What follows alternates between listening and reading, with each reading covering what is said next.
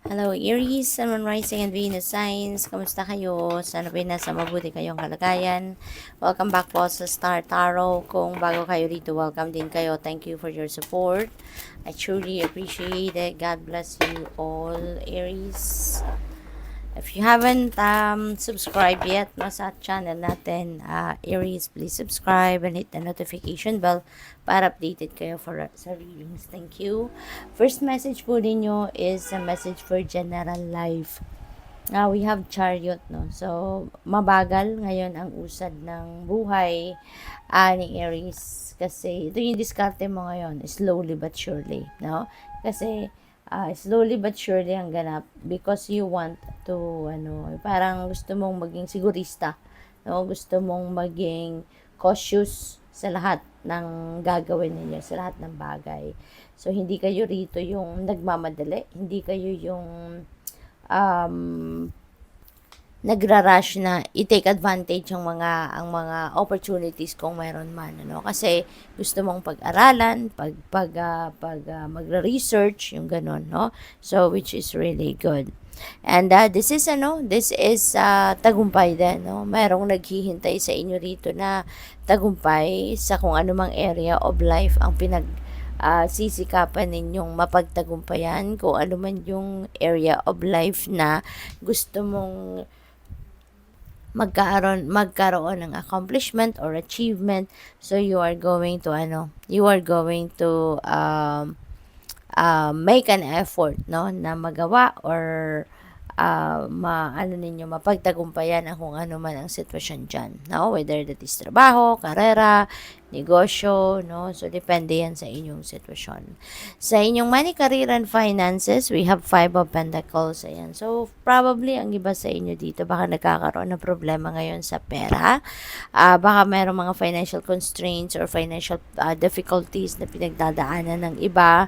Feeling ninyo, siguro, yung parang upside down, no? Ngayon, ang inyong buhay, 'di ba? Kasi sa problemang kinakaharap pagdating sa pera. So parang siguro matindi ang pangangailangan ng iba, no? Kasi baka nagkaroon ng problema sa trabaho, sa inyong source of income, yung mga ganun. Kaya medyo may financial difficulty. Pero yung mga yellow na yan, no, na mga rectangles na yan, that represents windows, church windows, and that represents hope as well. So, pamukaw yan sa inyo na huwag kayong mawawala ng pag-asa, no, Aries? Kasi, when you keep your hope and faith alive, makakaasa ka na there will be solutions to your problems. You will be finding the way out, no, sa kung ano man ang inyong problema. Okay? So, with that, umasa ka lang for the best possible outcome. No? Huwag kayong mawala ng pag-asa at wag na ninyong isipin yung problema, no? Bagkus isipin ninyo kung papaano ninyo masosolve ang problema. Okay? Kasi kapag nag-dwell on kayo sa problem itself, it just will attract more of problem or problems, diba? Mag-attract pa yan ng mas marami pang problema. Kaya as much as possible, wag na ninyong isipin yun, no? Bagkus isipin ninyo kung papaano ninyo mapapalago ang inyong negosyo, papaano kayo makakakuha ng bagong trabaho, kung nawala kayo sa trabaho, or papaano ninyo susolusyonan ang inyong problema in general, okay? So, pagdating sa inyong love and romantic relationship, family, friendships, we have 8 of Wands. Ayan. So, meron ditong travel, no? Baka travel, ito kasama ninyo yung inyong mga mahal sa buhay, kasama ninyo yung inyong pamilya, kasama ninyo yung inyong person. There are opportunities coming your way din ngayon, Aries, at mabilis, yung mga pagpasok ng mga oportunidad. And since this is in love and romantic relationship, baka merong opportunity dito for you to enter a new love and romantic relationship kung single pa kayo, kung wala pa kayong jowa, no? So, pwedeng meron ditong dadating na love and romantic relationship. Maaring you will have a passionate new relationship or romance, no, with someone.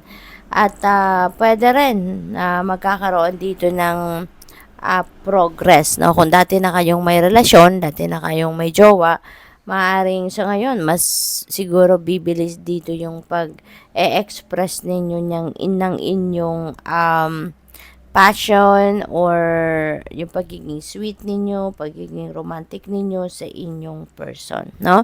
There will be siguro excitement dito, no? A lot of excitement para sa iyo at para sa inyong person. So, good luck. Tignan natin kung ano ang final message ninyo. Before that, I would like to say thank you sa hindi mga nag-skip ng ads. Maraming salamat po at saka sa patuloy na nagbibigay, no, ng donasyon, nagsisend ng super thanks. Maraming salamat po sa inyong generosity. Final message ninyo for today is meditate and contemplate, okay?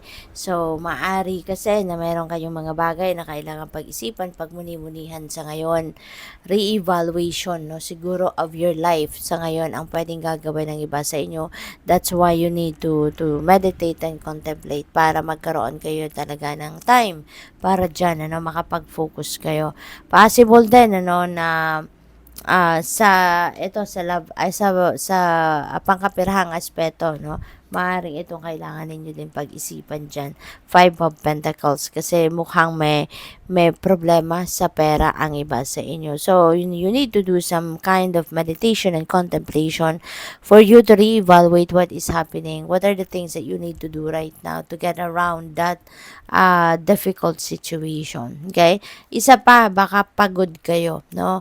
Baka pagod kayo lagi, baka hindi kayo nakakapag-isip ng diskarte masyado because hindi nakakapag-concentrate kapag tayo ay pagod, kapag tayo ay parang depleted ang energy natin, diba? Hindi rin gumagana masyado yung utak natin.